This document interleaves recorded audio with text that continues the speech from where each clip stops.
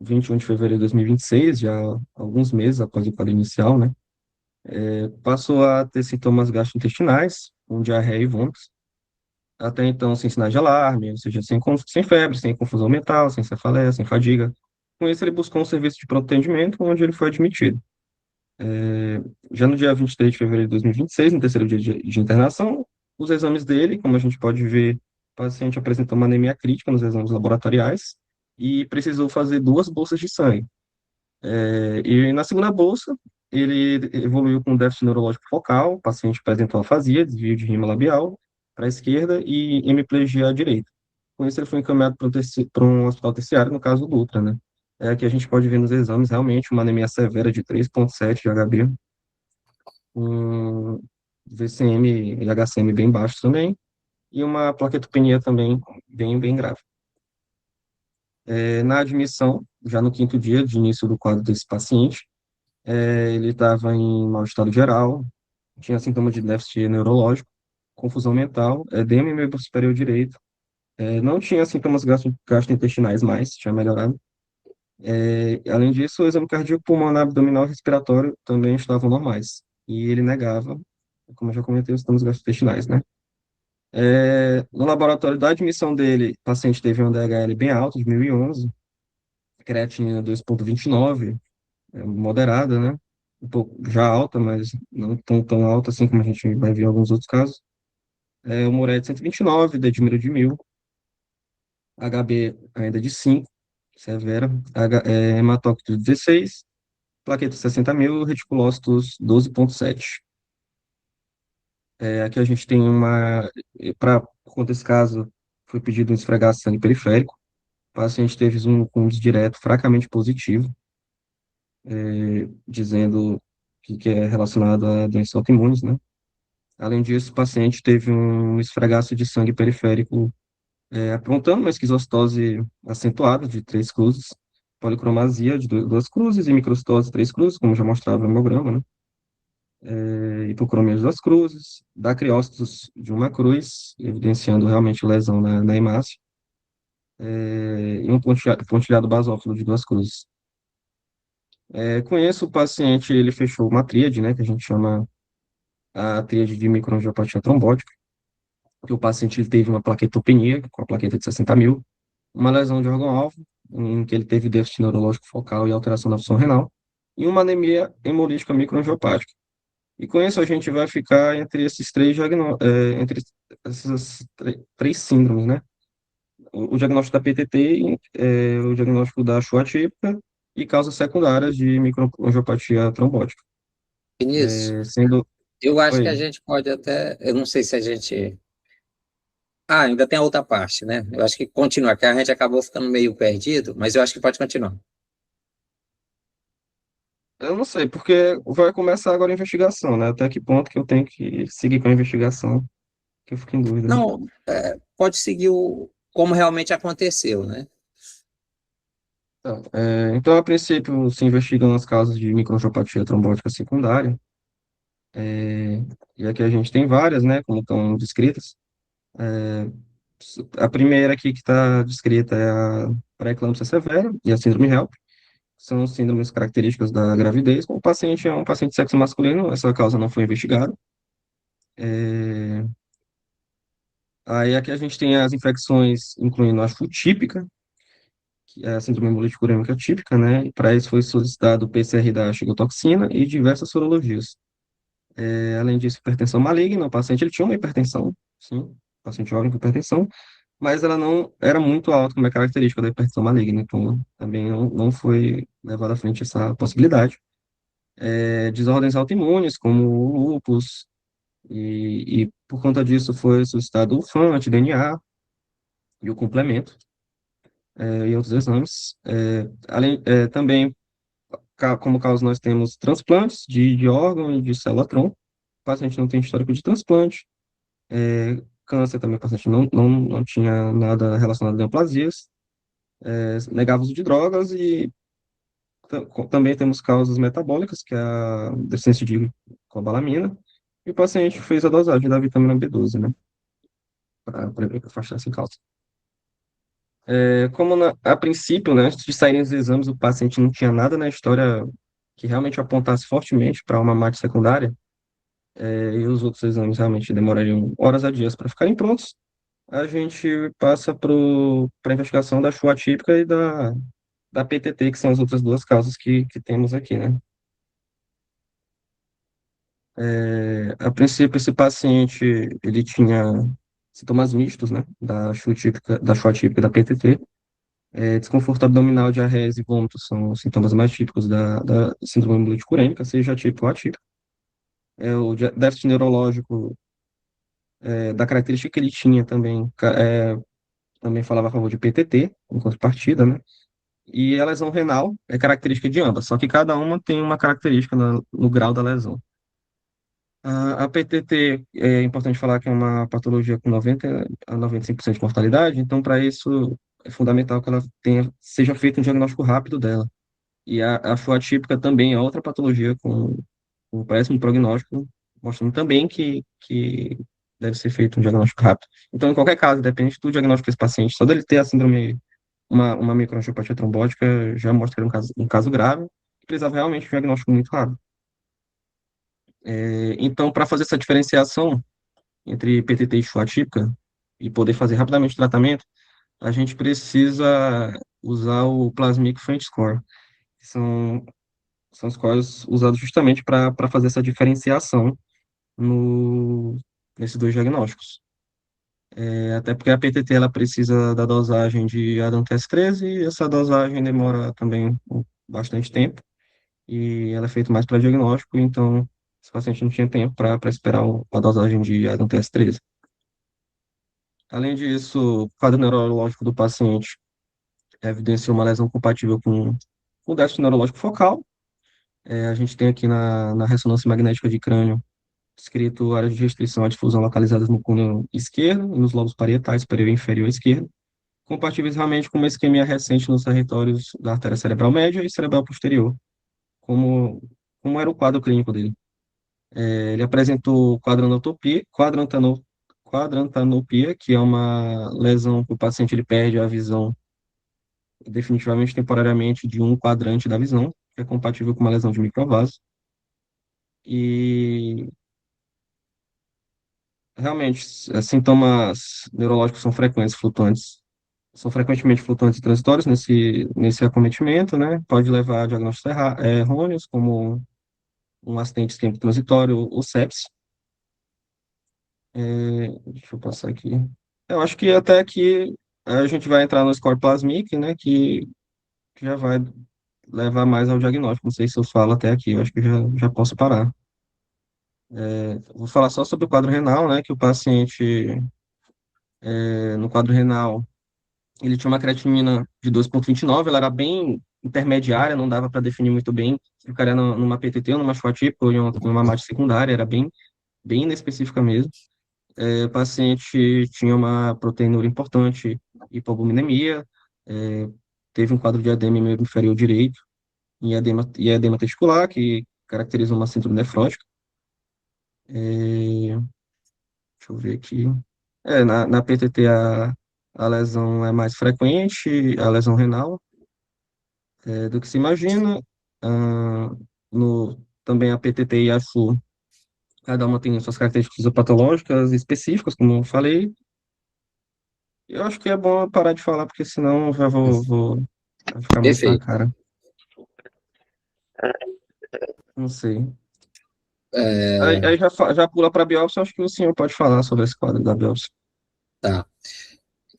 Então, gente, o que nos parece, o professor Ricardo, o Rodrigo, o Everton pode comentar melhor, Eduardo, né? Mas a gente está com um quadro bem compatível com microangiopatia trombótica, pelos critérios clínicos aí, né, esses critérios utilizados, explicados pelo Vinícius, muito sugestivo aí, de PTT com esse acometimento neurológico, né? De lesão renal, APTT, frequentemente, né?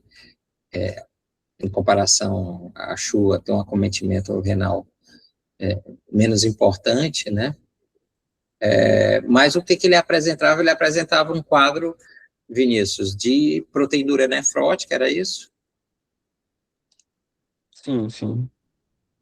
De A proteinúria faixa, nefrótica, né? Que até acontece, existe relatos na literatura de microangiopatia trombótica levando a síndrome nefrótica, mas isso ficou bem estranho, né?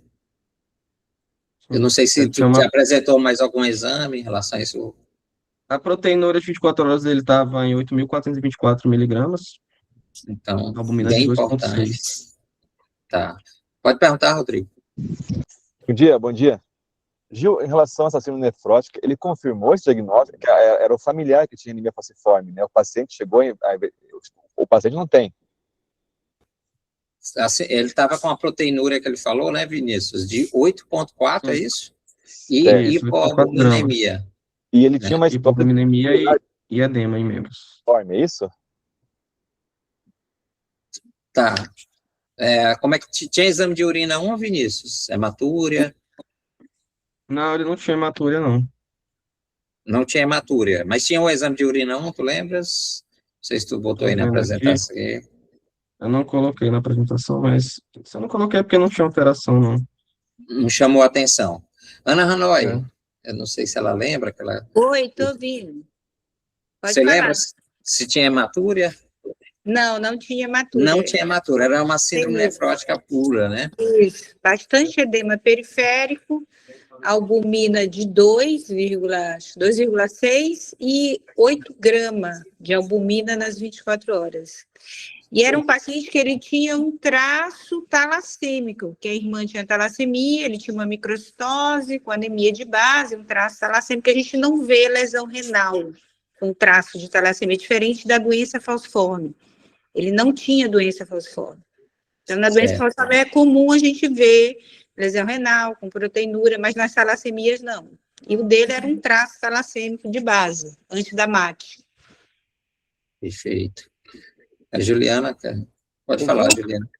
eu não sei se eu perdi, Gil, tinha sorologias, provas inflamatórias, complemento, FAM. é isso aí. Sim, então, Faltou ele mostrar por que ele pensou que era lúpus. Eu até conheço o caso, assim, só para ele mostrar por que ele achou que podia ser lúpus. Tinha um fã, né, Vinícius, Vinícius? vou colocar o slide aqui, Só para coloca. o pessoal para não entender aí. passar.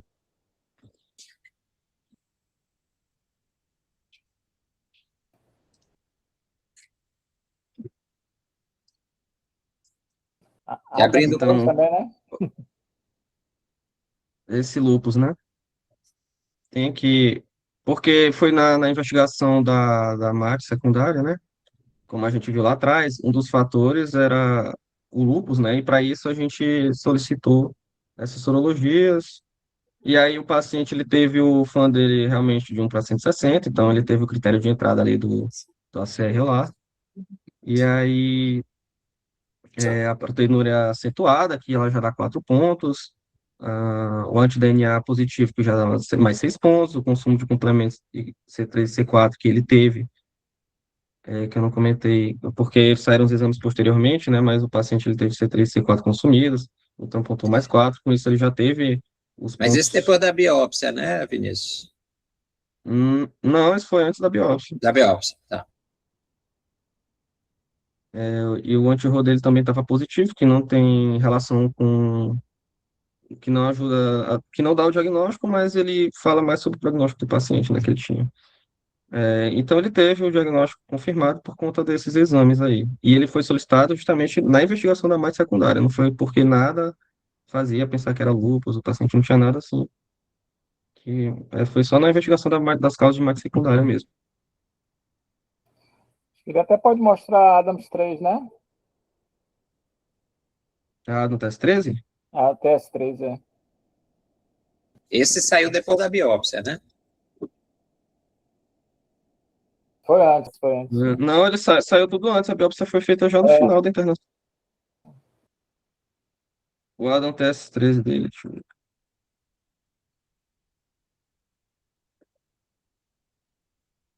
A do TST dele estava em 4,2%. Que é bem baixo, Então, né? vamos falar os exames, não vou colocar para não dar resposta, mas eu vou É, comentar só aqui. por falar da Adams 3, foi bem baixa, né? Oi? A Adams 3 veio bem baixa, né? Veio bem consumido, a Antes 13, Menor que 4,2%, o 10%, normal né? é acima de... Oi? Menor que 10%, não é isso?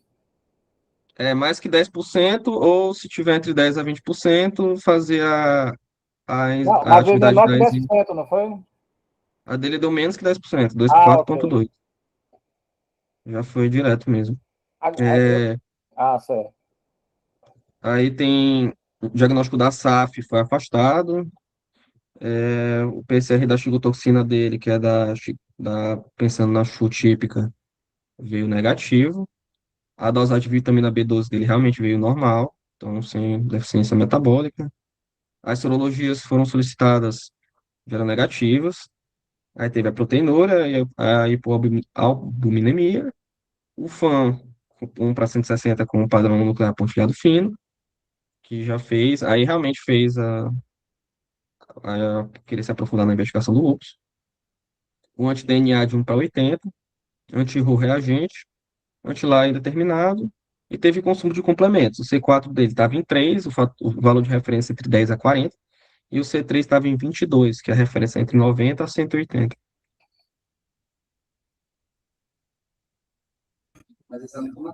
Então, gente, pode falar, professor. Só complementando aí o caso, eu acho que é interessante aí no... Eu conheço já o caso, por isso interessante aí desse caso é o seguinte, que é um paciente que tem lúpus, tem critério para lúpus, não é isso? E ele fez uma MAT, uma microangiopatia trombótica, fez anemia hemolítica microangiopática, plaquetopenia, alteração de órgãos-alvo. No contexto de lúpus, com nefrite, fazendo anemia hemolítica microangiopática, a primeira coisa que se pensa são a SAF catastrófica, quando acomete água, ou os anticorpos antifosfolípicos, que eram negativos, né?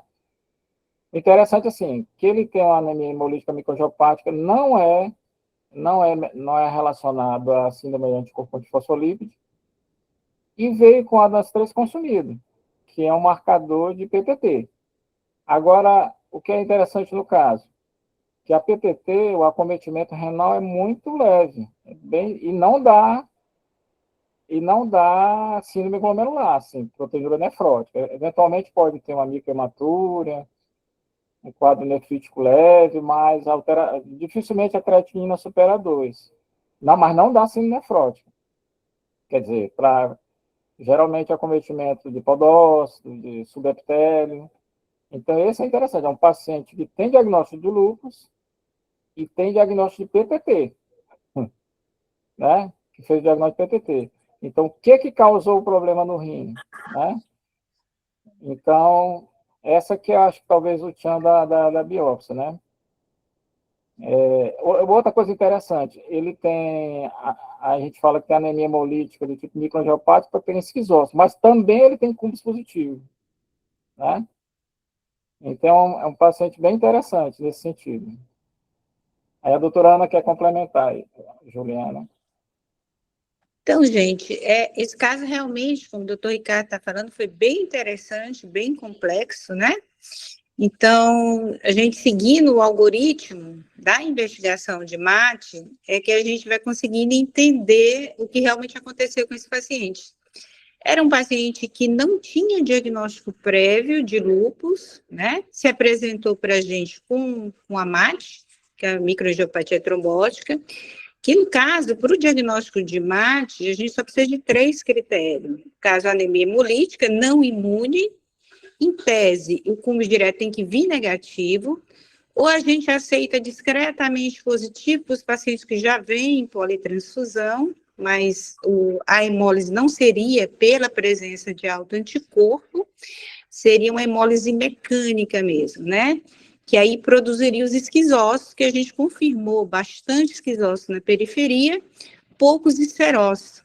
é diferente da anemia hemolítica imune, causada pelo autoanticorpo, que a gente detecta no cumbo direto. Quando o principal mecanismo de hemólise é imune, o que a gente vai ver no sangue periférico é a predominância de esferócitos e raros esquizócitos.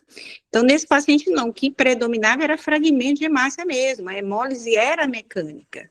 E esse cumbo direto ali, ele estava stand-by, né? Ele poderia estar produzindo um pouquinho de autoanticorpo, mas não era quem estava causando a hemólise. A hemólise não era imune, era mecânica. A trombocitopenia, né? A lesão de órgão-alvo pode ou não ser obrigatória, antigamente era obrigatório a gente ter uma lesão de órgão-alvo, hoje a gente só precisa ter as alterações laboratoriais para fechar o diagnóstico de MAT, né? A gente fechando o diagnóstico de MAT, qual é a próxima pergunta? É uma MAT secundária ou é uma MAT primária, né? MAT secundária fica fácil para a gente quando o paciente já traz um diagnóstico para a gente. Então, eu já tenho lúpus, então provavelmente eu vou fazer uma MAT secundária. Eu já tenho uma hipertensão maligna, eu sou um paciente transplantado, eu tenho câncer, né? Eu tenho uma infecção viral, um HIV, um COVID, ou eu tenho SAF. Fica fácil. Ou eu tenho uma síndrome HELP, né? Uma pré-eclâmpsia. Aí fica fácil a gente dizer que é uma MAT e provavelmente é secundária àquela causa. Então, a primeira pergunta que a gente tem que fazer é primário ou secundário. Secundário, a gente exclui ou pela história, ele já traz um diagnóstico para a gente, ou a gente vai partir para fazer exame laboratorial, para pesquisar os autoanticorpos, né? Fazer as sorologias. Só que esses exames, a gente pede demora para sair. Eu dizendo que esse paciente não tem uma MAT secundária, eu vou investigar as MAT primárias. Eu só tenho duas MAT primárias, ou é uma PTT ou é uma CHU atípica, né? O único exame que eu tenho para diferenciar uma da outra é a dosagem do ADAM-TS13.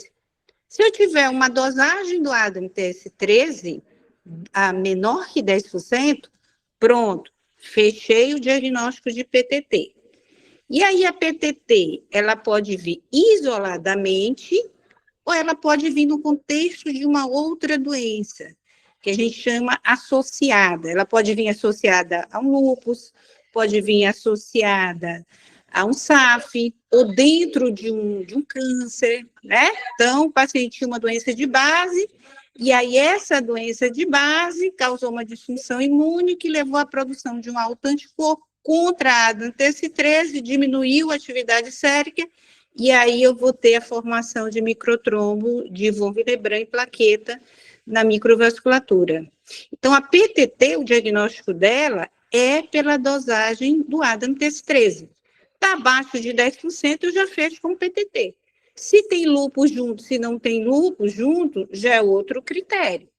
Porque, assim, engraçado que a gente vê que o lúpus ele pode causar uma MAT secundária, que é o mais comum, por ativação do sistema complemento, por produção de citoquinas em excesso, que aí você vai lesar o endotélio e vai formar microtrombos.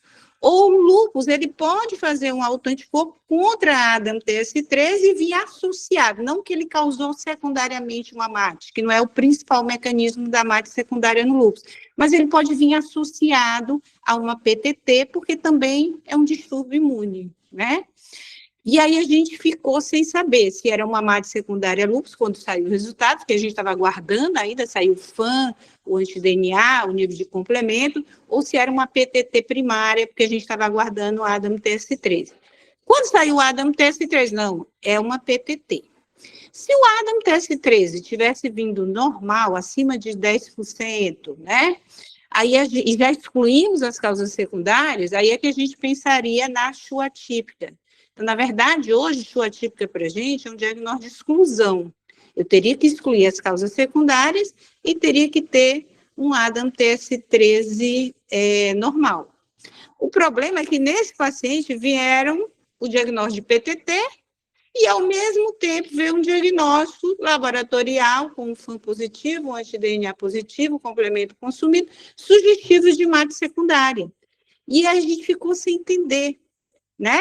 Então, era uma MAT secundária, porque eu estava fechando o diagnóstico de lúpus, ou era uma PTT? Ou ele tinha as duas coisas ao mesmo tempo, porque nada impedia dele fazer uma lesão de órgão-alvo, por exemplo, renal, tanto pela PTT quanto pela MAT secundária, vamos dizer assim, ou uma lesão direta renal pelo próprio lúpus.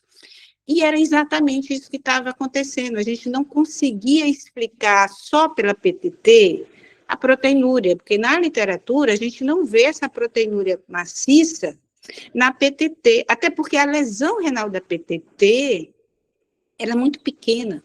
Geralmente a creatinina compromete mais a filtração glomerular, você não tem proteinúria, e esse comprometimento é muito pouco. Então, na PTT, a creatinina ela vem abaixo de 2. É o contrário da Shoah típica, que você tem uma lesão, o órgão-alvo da Shoah típica é o rim mesmo. Então, geralmente, a gente vê um paciente com Shoah típica com 2, com 3, com 4. Se você não entra com inibidor de complemento, ele vai entrar necessitando de terapia dialítica, né? Então, na verdade, o que essa biópsia veio mostrar para a gente é que o paciente fechou um diagnóstico de PTT, mas o rim não estava sendo lesionado só pela PTT, né? O que a gente percebeu que talvez o órgão-alvo da PTT fosse mais um neurológico e que o rim estivesse sendo lesionado por outros dos mecanismos do lúpus, que é o que a biópsia mostrou para a gente. Então, na verdade, a fisiopatogenia era complexa, né?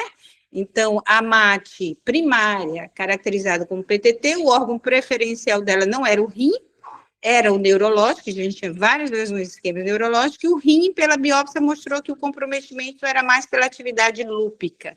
Então, era um caso bem complexo, né, com vários mecanismos de ação.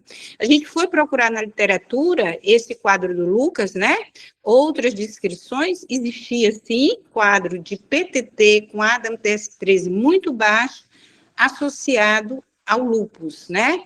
Então, nessa situação dele, a gente não pode, assim, do ponto de vista semântico, dizer que era uma MAT secundária. Não, era uma MAT primária, mas associada a uma outra doença autoimune. Era uma PTT associada ao lúpus.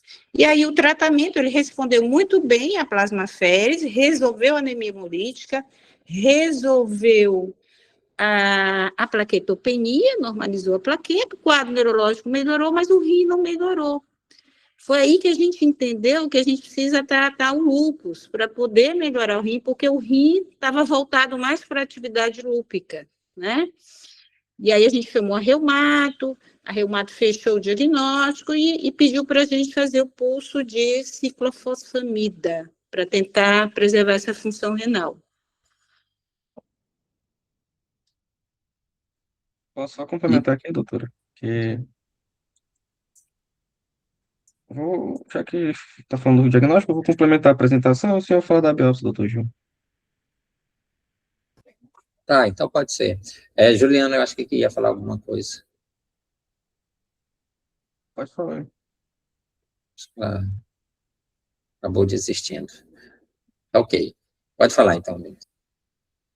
Ah, pois é, então, como esse paciente ele estava realmente nesse impasse, como não tinha nenhum diagnóstico de MAT secundária, na verdade teve posteriormente o lúpus, né, mas até então, no momento inicial, não tinha. Então, o paciente tem que fazer a diferenciação entre uma Shoah típica e a PTT, como eu falei anteriormente. E para fazer essa diferenciação, se usa esse score que se chama de Plasmic. E esse paciente foi submetido ao Plasmic Score. Ele é o mais amplamente utilizado para essa diferenciação.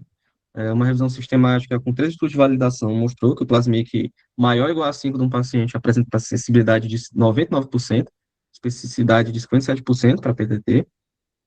Então, o que isso significa? Que ele tem um valor preditivo negativo muito alto. Então, ele é muito importante ele não estar negativo para o paciente não fazer uma plasmaférese desnecessária. E o que teve de curioso no caso desse paciente? Como ele teve, sem a gente saber até o momento, que ele estava tendo não só a PTT, mas ele estava tendo um lúpus, que até então era desconhecido, ele quase não pontuou positivo no Plasmic, mesmo tendo a PTT, o que fez ele quase não ter tido feito a plasmaférese. E isso mostra que é muito importante, essa associação foi muito relevante, porque a mortalidade desse acometimento é 95%.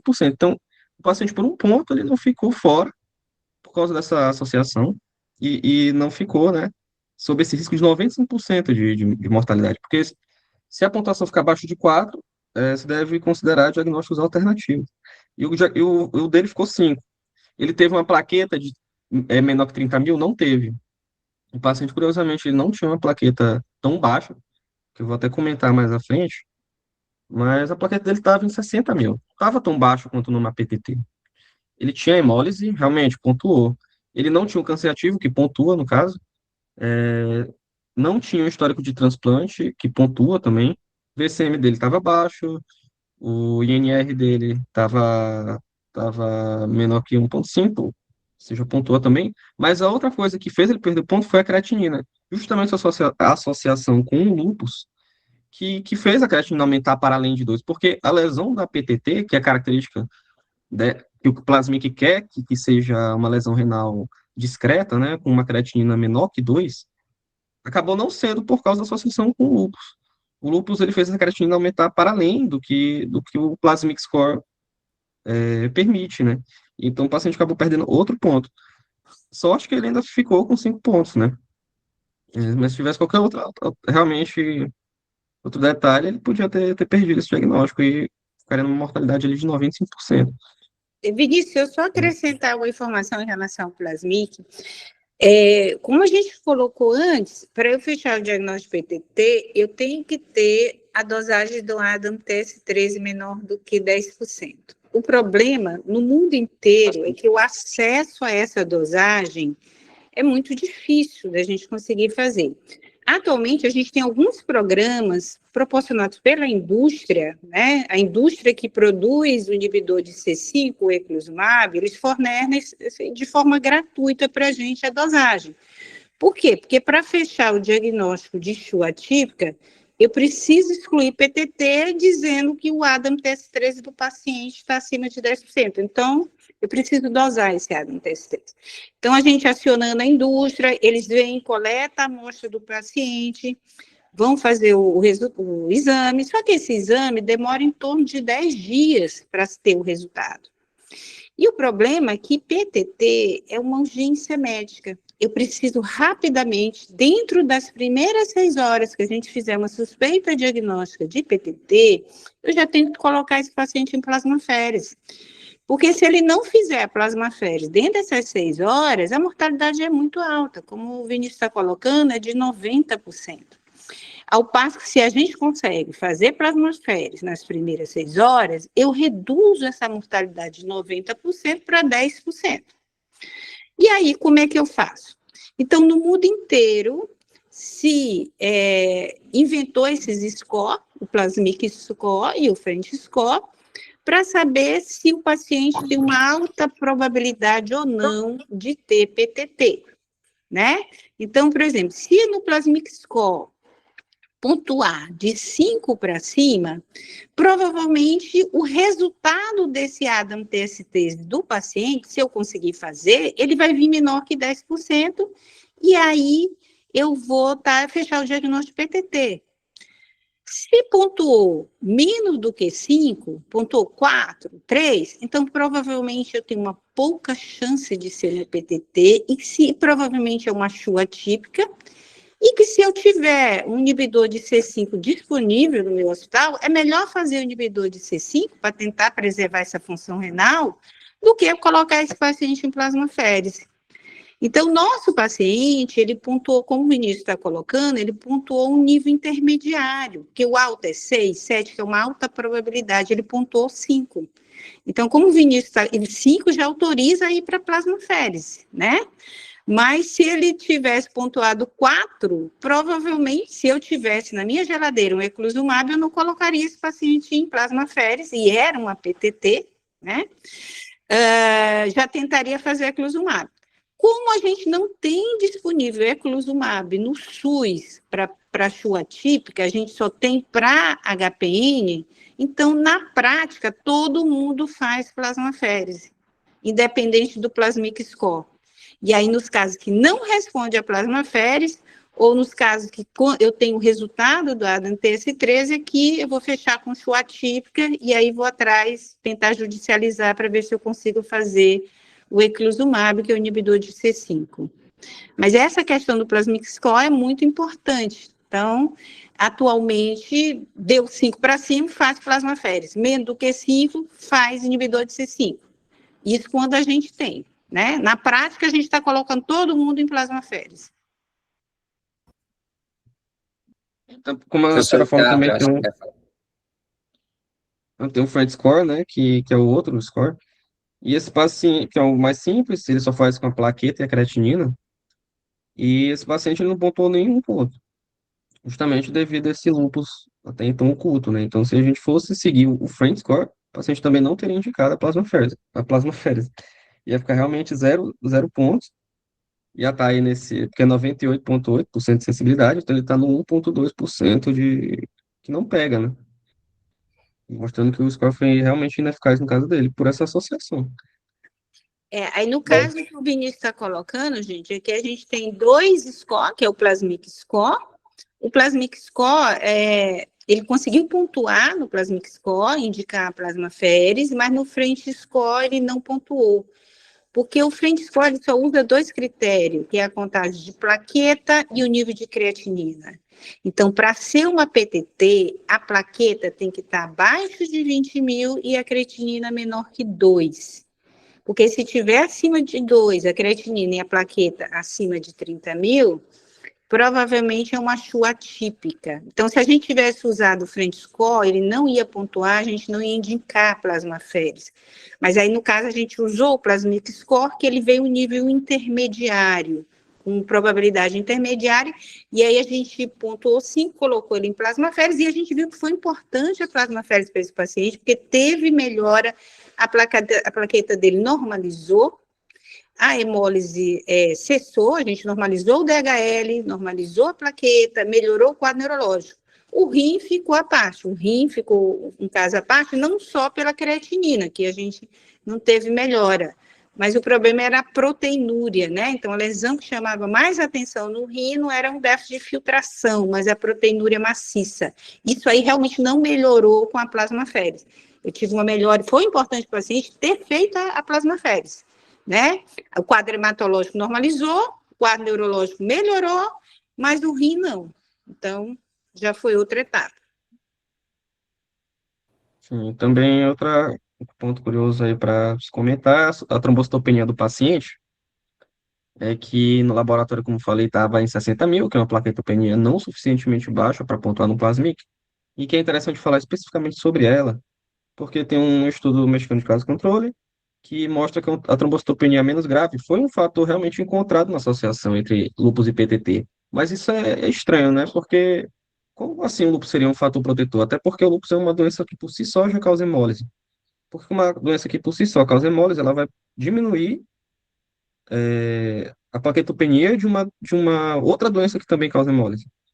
E na realidade, a conclusão que ficou é que os pacientes, na abertura do quadro da PTT, os pacientes com lúpus, eles já estão em tratamento. Então, o tratamento da PTT também se faz da mesma forma que no lúpus, com a corticoterapia. Então, a abertura da PTT desses pacientes era menos severa porque ele já estava parcialmente tratado dessa PTT. Mas esse paciente, não. Curiosamente, ele não tinha o diagnóstico do lúpus. Então, ele não está nesse dado, né? Ele realmente não estava sendo tratado por lúpus e já abriu o quadro do lúpus com a PTT.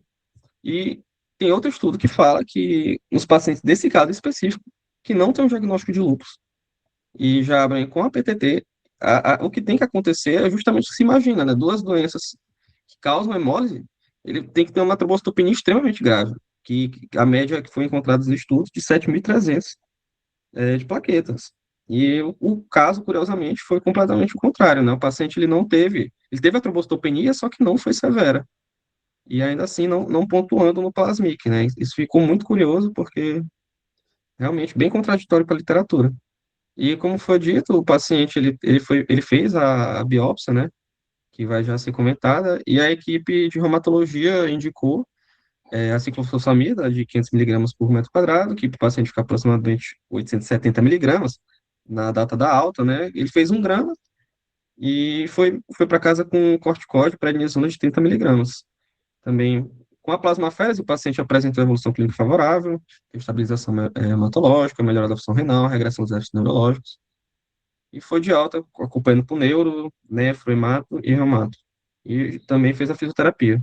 Queria saber se vocês querem também que fale sobre o tratamento, sobre a discussão do tratamento, né, que eu trouxe. Não, ainda não, Pedro. É só para deixa ele apresentar a biópsia, só comentar aqui, assim, se a gente pegasse um paciente desse na terapia intensiva e que ele chegasse com esse quadro de plaquetopenia, anemia hemolítica angiopática, e não tendo uma causa secundária, a primeira coisa que a gente ia pensar mais em CHU, assim, não tendo Adams fez, por causa da creatinina. O macete aí da CHU é a PTT, que a PTT, a plaqueta vai muito baixo, e a função renal pouco altera. E na CHUA, não, a função renal deteriora rápido e a plaqueta fica aí, geralmente, na faixa de 40, 50 mil. Aí, no caso dele, do rim, a gente pode justificar a piora da função renal porque ele, além disso, provavelmente tem lesão por imunocomplexo. Agora, a plaqueta que foi interessante, né? Como o Vinícius falou, alguma coisa protegeu da queda das plaquetas, mas vamos ver a lâmina, né, Gil? Isso. Talvez quebrando um pouco dessa teoria desse artigo, né, que não tenha, talvez, não sei, só relação só com corticoide.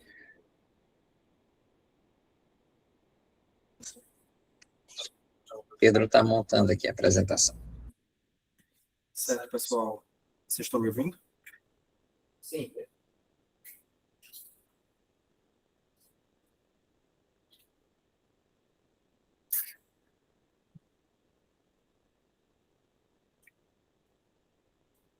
Eu vou apresentar agora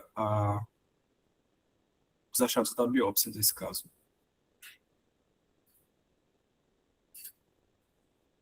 Está aparecendo o editor? Tá. Certo. Então, na biópsia desse caso, nós recebemos um fragmento da biópsia renal, né, que continha 24 glomérulos. Esse fragmento media 1,2 centímetros. E eu vou apresentar aqui as imagens, principalmente do triclônico de Masson, mas eu vou mostrar as outras colorações também. Nessa imagem aqui do Masson, a gente consegue perceber que tem 2 glomérulos representados aqui nessa imagem, e que eles já estão destoando bastante do padrão de normalidade que a gente espera desses glomérulos. A gente não consegue ver lúmenes vasculares abertos aqui nesses tufos glomerulares, né? Isso representa uma proliferação endocapilar. E uma outra dica para a proliferação endocapilar que a gente consegue ter aqui é essa acentuação da lobulação. As lobulações do tufo glomerular estão acentuadas, estão mais visíveis aqui do que era para ter. Uma outra alteração que a gente vê aqui é também infiltração por neutrófilos. Aqui, essas 2 bolinhas pequenininhas são neutrófilos infiltrando o tufo glomerular. Em outra área, esses outros 2 glomérulos, eles apresentam outra alteração que são crescentes. Esse glomérulo aqui tem uma crescente envolvente, ocupando quase que mais da metade do espaço do glomérulo, né? E aqui o outro glomérulo também tem uma crescente bem celular. Além da crescente, a gente vê também proliferação endocapilar e infiltração leucocitária. Nessa imagem, a gente consegue também identificar que o túbulo interstício dessa biópsia está preservado, não tem sinais de Fiat, nem de necrose tubular aguda. Outros glomérulos apresentando, esse aqui de cima, a proliferação endocapilar com cariorrexo de neutrófilo, mais cariorrexo de neutrófilo aqui, e nesse de baixo a gente tem uma crescente mais discreta, uma crescente pequena. Ao lado desses glomérulos, nós vemos também 2 vasos, 2 artérias aqui, que estão os padrões de anormalidade nesse código. Outros glomérulos, esse aqui de cima, com um esboço de crescente aqui, mas mais proliferação endocapilar, esse outro também com proliferação endocapilar. O tubo interstício continua preservado. Novamente, proliferação endocapilar com infiltração por neutrófilos, aqui neutrófilo, e esse outro com proliferação endocapilar também. Uma outra alteração que a gente consegue ver aqui é esse concentrado de coloração verde, nesse caso, que representa o trombo hialino, depósito hialino do tipo hialinotrombo. que é um dos fatores prognósticos que vai determinar o índice de atividade na nefrite lúpica. Mais aproximado, a gente vê aqui com foco nesse trombo hialino, mas também a proliferação endocapilar e outros depósitos hialinos do tipo wire loop, como esse daqui. Aqui também está mais evidente o neutrófilo infiltrando. Outro glomérulo quase totalmente tomado por uma crescente celular. Esse lado daqui é todo crescente, e aqui o remanescente de glomérulo, que também está acometido pela proliferação endocapilar. E as imagens do HE mostrando essas mesmas alterações, que é a hematoxilina eosina com crescente nesse glomérulo, aqui o neutrófilo mais evidente, aqui também proliferação endocapilar com neutrófilos. Outro glomérulo com proliferação endocapilar e cariorrex de neutrófilos aqui, novamente, aqui. E o compartimento tubular intersticial continua preservado nas imagens que nós temos. Mais glomérulos também com essas alterações proliferativas da nefrite lúpica, né, com proliferação endocapilar, infiltração leucocitária. E na prata, as alterações que nós temos são também repercussões da proliferação da nefrite lúpica. A gente consegue ver aqui muita duplicação de membrana, principalmente nessa parte daqui, que é mais evidente, né? Aqui, esse espaço onde a trama da prata está meio quebrada, destruída, é o representante da crescente. E aqui no centro, um vaso preservado, uma artéria preservada. Novamente aqui, uma crescente nesse glomérulo, com duplicação da membrana, esse daqui também com uma crescente. E aqui a gente consegue ver a arteríola em relação ao glomérulo, que parece estar preservada aqui nessa coloração. Outros glomérulos com crescentes também, aqui também a crescente, e bastante duplicação da membrana. Na imunofluorescência, nós já tínhamos um fragmento de 1 centímetro, com 7 glomérulos no total, e os achados da imunofluorescência foram correspondentes ao da nefrite lúpica, né? Esse aqui é uma imagem do IgG, desse caso. Aqui está o glomérulo, e a gente vê a positividade, a marcação da imunofluorescência, acompanhando a membrana basal glomerular, numa posição mais subendotelial, em algumas áreas parecendo também algo subepitelial. Essa foto é do IgG, como eu disse. Mas no caso a gente teve um padrão de positividade do tipo Fullhouse, que significa que a gente tinha as 3 imunoglobulinas e os 2 fatores do complemento, né? Então ele marcou com IgG, IgA, IgM, C3 e C1q. Além dessa positividade glomerular, a gente vê aqui outro marcador indireto de nefrite lúpica também, que é a deposição de imunocomplexos extraglomerulares. Então essa estrutura alongada que a gente está vendo aqui é um vaso com deposição na parede desse vaso, não no lumen dele, do imunocomplexo. A gente vê também esse pontilhado, esse granular fino aqui no interstício, às vezes parecendo também aqui na membrana basal tubular, e na cápsula do glomérulo. A conclusão para esse caso, então, ficou com uma glomerulonefrite difusa, correspondendo à classe 4 para a nefrite lúpica. O índice de atividade do caso chegou a 12 de 24, índice de cronicidade 0 de 12, e alguns achados da IF sugerem uma classe 5 associada, uma membranose associada, que era esse aspecto subepitelial que a gente viu na imunofluorescência. Muitas vezes, nesses casos onde a gente tem uma nefrite lúpica muito proliferativa, pode ser difícil identificar as alterações de membranosa nessa membrana basal glomerular, porque o aspecto na microscopia óptica já está muito alterado, a gente não consegue avaliar direito essa membrana basal glomerular. Aqui eu vou fazer uma breve revisão sobre a nefrite lúpica e sobre as alterações vasculares associadas à nefrite lúpica. E aí, vai ser bem breve, bem direcionado mesmo. Nefrite lúpica é importante porque acomete até 60% dos pacientes com lúpus, né, sendo uma frequente causa de mortalidade. E tem um espectro de apresentação clínica variável e histológica variável também. Pode ir desde uma proteinúria leve e assintomática até uma disfunção renal crônica avançada.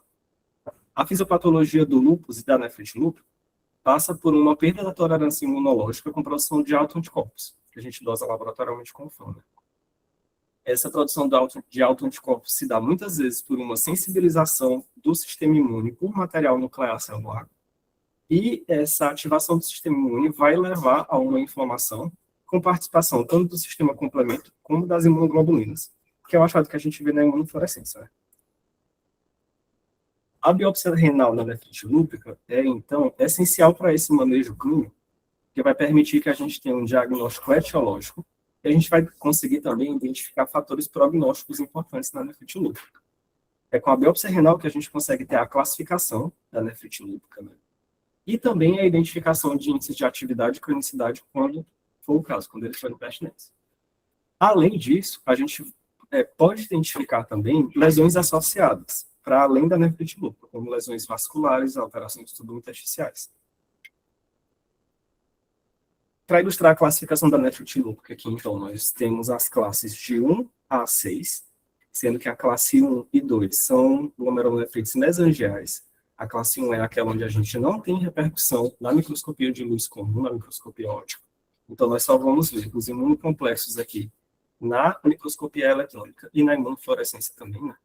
Na classe 2, você já vai ter uma hipercelularidade mesangial, aqui essas células constituídas vermelho são as células mesangiais, enquanto que a classe 3 e 4 são as classes que nós chamamos de proliferativas. Aqui, os imunocomplexos já não vão estar só no mesângio.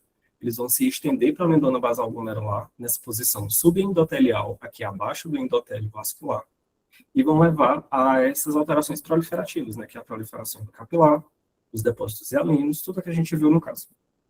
A classe 5, é interessante a gente lembrar aqui que não é uma progressão de uma para outra, né? A classe 5 é correspondente à nefropatia membranosa, onde a gente tem um imunocomplexo aqui em posição subepitelial. E a classe 5 pode vir acompanhada de classes proliferativas, da 3 ou da 4. Aqui, para ilustrar essas alterações que nós vemos, essa letra A seria a classe 2, onde a gente vê um glomérulo quase que todo normal, só que nesse cantinho uma hipercelularidade mesangial. Aqui já é um glomérulo parecido com o que a gente viu no caso, né? Com muita proliferação do capilar, com infiltração leucocitária. Aqui uma crescente bem envolvente. Aqui também uma crescente. Esse daqui, o glomérulo tem uma crescentezinha aqui, o restante todo dele é depósito hialino, tipo Arilu. E aqui ao lado uma sinéquia, que corresponde à lesão de esclerose segmentar, né? Que é um fator de cronicidade. Sobre as lesões vasculares no lúpus, essas lesões, elas atualmente não estão contempladas na classificação, nem no esquema de determinação desses índices prognósticos, como índice de atividade e cronicidade. O compartimento vascular, na biópsia renal, muitas vezes ele pode ser um pouco negligenciado, apesar de que essas alterações vasculares no lúpus não são infrequentes, elas não têm uma frequência baixa. Uma particularidade dessas alterações vasculares é que elas podem ter um caráter focal também. Então, se tem uma possibilidade de que essas alterações existam lá no órgão da pessoa, mas não sejam amostradas na biópsia. Então, às vezes, a gente acaba identificando repercussões indiretas dessas alterações vasculares, como uma isquemia do glomerular, que pode significar uma MAT não amostrada, crescentes com necrose fibrinoide também. Aqui, esses gráficos mostram, aqui desse lado de cá, a frequência de alterações vasculares de acordo com as classes da nefrite lúpica. Então, a gente vê que não é desprezível. Até na classe 2, a gente já tem 70% de casos com alterações vasculares. E aqui, o prognóstico dessas alterações, né? Os casos que têm essas alterações, como eles evoluem. E a gente percebe que a microangiopatia trombótica, que é esse tracejado mais espesso aqui, é a alteração vascular que, quando associada ao lúpus, leva a um pior desfecho renal, tem uma pior probabilidade de sobrevida renal. Eu vou apresentar aqui, então, como é que a gente define essas alterações vasculares do lúpus. A vasculopatia lúpica, então, é definida pela deposição de imunocomplexos na parede vascular, sem uma inflamação associada. Essa deposição de imunocomplexos pode estar ou não associada com uma necrose da parede. E o imunocomplexo a gente vai identificar na imunofluorescência. Né? Essa imagem daqui está mostrando bem claramente a parede do vaso positiva para alguma imunoglobulina. Aqui desse outro lado a gente tem uma imagem de microscopia eletrônica. E essa área mais acinzentada aqui é o depósito imune também na parede do vaso. A vasculite lúpica é outra entidade já. Vasculite é o que a gente chama de inflamação, né? Então, na vasculite lúpica, você vai ter uma inflamação associada. Todos os processos de vasculite que nós identificamos na patologia passam por uma deposição de fibrina na parede do vaso, associada ao infiltrado inflamatório. Então, essas células aqui são células inflamatórias, às vezes com cariorrex dessas células também. A aterosclerose é outra alteração que pode vir acompanhada do lúpus. A aterosclerose é um marcador inespecífico de dano vascular, representado aqui pelo espessamento intimal, né? Aqui a gente vê que essa camada íntima da artéria está espessada e ocluindo um pouco o volume arterial. E por último, a microangiopatia trombótica, que já foi definida clinicamente muito bem. A gente vai suspeitar dela quando se tem um quadro de plaquetopenia com esquizócitos associado a um dano orgânico. A fisiopatologia da microangiopatia trombótica pode passar por uma ativação do complemento. E histologicamente, para a gente afirmar que tem uma microangiopatia trombótica, a gente precisa ver essa oclusão vascular por um trombo de fibrina. Apesar disso, a gente tem também indícios indiretos, os achados indiretos de microangiopatia trombótica, que são repercussões isquêmicas. Então, a isquemia glomerular pode representar uma microangiopatia trombótica não amostrada. E a microangiopatia trombótica do lúpus vai representar um grupo de doenças, na verdade, né? Ela pode significar uma associação com o síndrome do anticorpo antifosfolípide, pode representar um quadro de Chua PTT, uma esclerodermia ou uma hipertensão maligna. Como mensagens finais, eu acho que fica que a gente precisa de uma vigilância vascular clínica para se rastrear os casos suspeitos de microangiopatia trombótica. A gente precisa também de uma vigilância vascular histológica para se ter uma análise acurada desse compartimento vascular sobre as técnicas diferentes utilizadas. Então, não focar só no glomérulo, analisar os vasos também, na microscopia de luz, na imunofluorescência. E se tem esforços atuais para tentar se integrar essas alterações vasculares com a classificação atual do lúpus. Essa integração vai ajudar a determinar a importância desses achados vasculares e a repercussão clínica que esses achados têm. E também pode contribuir na indicação de tratamentos específicos para cada uma das formas de acometimento vascular no lúpus. Minhas referências. Acho que a Ana queria falar alguma coisa. E, Pedro, assim, pela tua avaliação final, né, a impressão que dá, não sei se tu concordas, é que esse paciente tinha as duas lesões ao mesmo tempo. Ele tinha a nefrite lúpea, né, que eu entendi o que caracterizava ali a presença das crescentes, né, da vasculite, mas também ele tinha microtrombo hialino, né? O microtrombo hialino para a gente costuma ver na PTT, porque aí, no caso, o microtrombo hialino seria um trombo de plaqueta, de von Willebrand, não tem fibrina. Então, o que eu entendi é que esse paciente tinha as duas lesões ao mesmo tempo. A lesão da PTT, que aí eu poderia dizer que eu observei aí, pela tua descrição, a presença do microtrombo hialino, e tinha a lesão da nefrite lúpica, né, caracterizada pelas crescentes. E a gente pode concluir dessa forma, porque a gente estava entendendo que o rim foi poupado da PTT, que o rim não era o órgão-alvo da PTT, o rim era o órgão-alvo da atividade lúpica. Mas aí, pelo que tu descreveste, na verdade, ele também era o órgão-alvo da PTT e da atividade lúpica ao mesmo tempo, né? Então, eu poderia justificar esse microtrombo hialino só pela atividade lúpica? Não. Ele pode estar presente no lúpus, é um dos achados do lúpus também, o hialino trombo, porque na verdade não seria um trombo de plaqueta, é um trombo de imunocomplexo, né? Essa avaliação, essa distinção pode ser bem complicada da gente fazer aqui na histologia. A gente ia depender de achar um fibrinogênio positivo só lá naquele trombo, ou então de ver o imunocomplexo corando lá naquele trombo. E o padrão da IF tinha um padrão, esse padrão Furhaus, né, de realçar esses depósitos hialinos que a gente viu na microscopia óptica com os imunocomplexos. Então, o Furhaus acompanhava o wire loop e acompanhava também os esboços de hialino trombo. E, Ana, foi bem ter colocado isso aí, porque tem residente e às vezes eles podem ter justamente essa dúvida, né? Talvez o pessoal mais velho aqui, que já viu mais lâmina, a gente já discutiu isso, apesar desse nome, né, eles não são trombos verdadeiros, né? Eles são, na verdade, imunocomplexos que se depositam de forma maciça, é o que mostrou lá na IF, tinha umas áreas bem maciças de depósito na alça, e que, em algum momento, eles caem ali para o lúmen, formando esse hyaline trombo, né? O trombo de fibrina, ele tende a ser menos, ou com plaqueta, ele tende a ser menos hialino, né? Ele tende a ser um pouco mais fibrilar, tal, e, como o Pedro falou, a imunofluorescência pode te dirimir qualquer dúvida, né? A ausência de positividade na IF e a positividade com imunoglobulinas e C3. Então, só para não deixar dúvida, o acometimento era só pelo lúpus mesmo, não, a gente não encontrou nada. Mas, né, assim como o Pedro colocou aí, isso pode ser muito focal, né, mas certamente não é algo significativo nesse caso, né?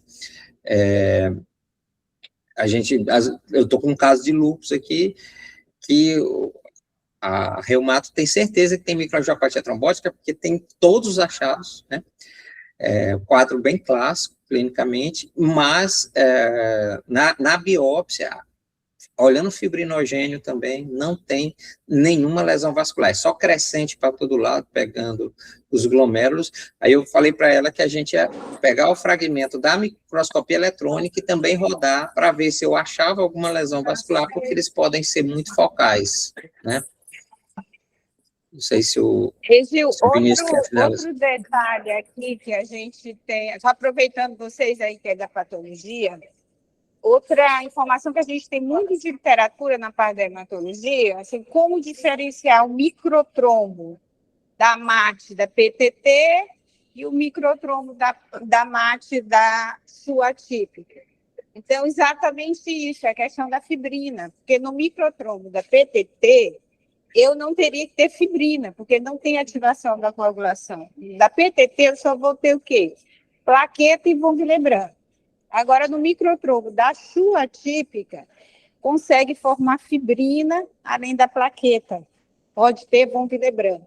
Então, a grande diferença para a sua típica para a gente e da PTT é a presença da fibrina. Então, como o Pedro colocou, fazer uma imunofluorescência para a fibrina, da MAT secundária do lúpus, né, que seria por uma vasculite, uma deposição de imunocomplexo, levando a lesão endotelial, aí no caso também formaria fibrina, né?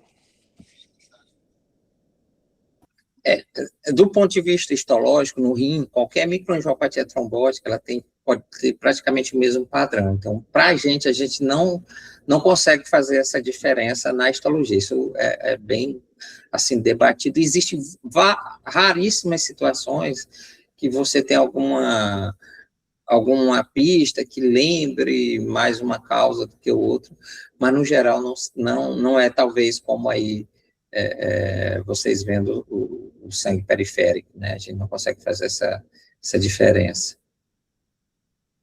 Não sei se o Vinícius quer apresentar também mais alguma finalização. Vinícius... Aí ainda. Bom dia, boa tarde. O senhor tinha dito para falar depois, né, sobre a definição da PTT, fisiopatologia, se era para falar depois da apresentação. Mas era basicamente isso, né? E o tratamento também, a discussão sobre o tratamento.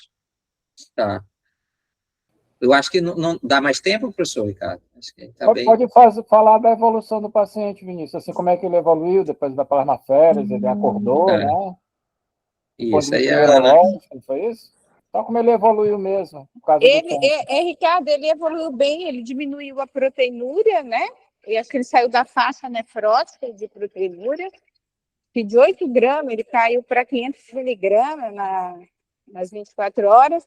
Parte hematológica parou de hemolizar, plaqueta normal, DHL normal, mantém uma hemoglobina em torno de 9,5, porque ele tem um traço talassêmico, né? Que é uma anemia hereditária leve. E da parte neurológica, ele chegou a assim, ser entubado, assim, rebaixou para entubar, não? Não, quando ele teve o AVC, ele foi numa unidade de pronto atendimento, né? Foi durante até um ato transfusional, né? Ele teve rebaixamento de nível de consciência, naquele momento, eu acho que ele talvez tenha sido entubado na UPA, mas foi uma coisa transitória, só pelo rebaixamento, né, pelo AVC, mas depois ele foi rapidamente recuperou.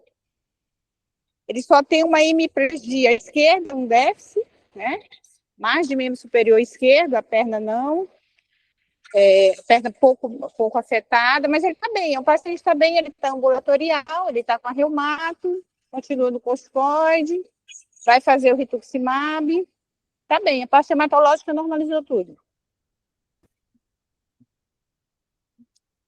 Acho que é isso, né? Não sei se Beleza, ótimo. alguém quer fazer mais um comentário. Eduardo, o pessoal do CAN. O Everton mandou, viu, um artigo bem interessante no grupo, para depois a gente dar uma estudada, viu? Microangiopatia trombótica em talassemia. Depois eu vou te mandar, eu acho que eu te mandei também, Ana. Então, agradecer Vinícius, a Ana, contribuição excelente, acho que é um caso muito ilustrativo, a gente pega muito lesão vascular no lúpus, né? Então, uma apresentação diferente aí.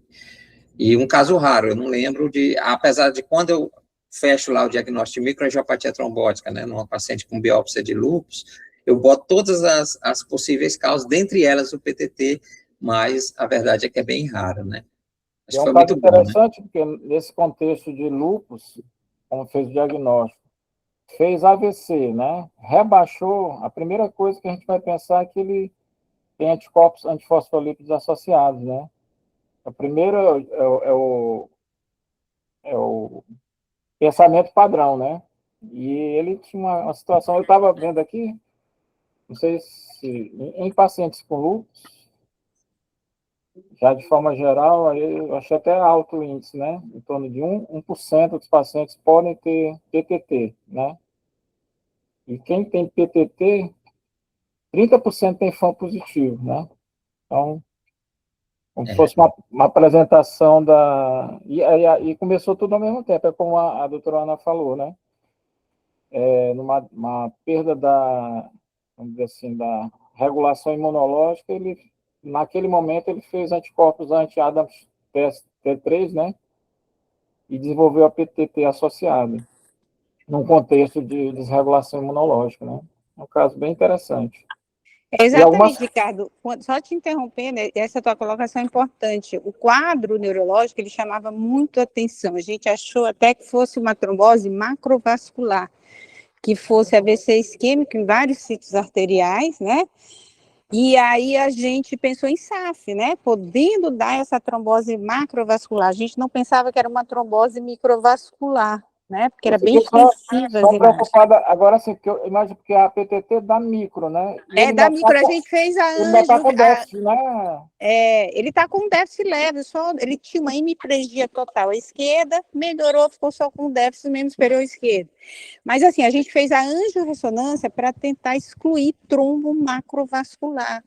Porque a primeira imagem era de um AVC normal, tradicional. Parecia e aí a gente fez a né? angiorressonância, descartou trombose macrovascular, foi aí que a gente entendeu que era uma microvascular.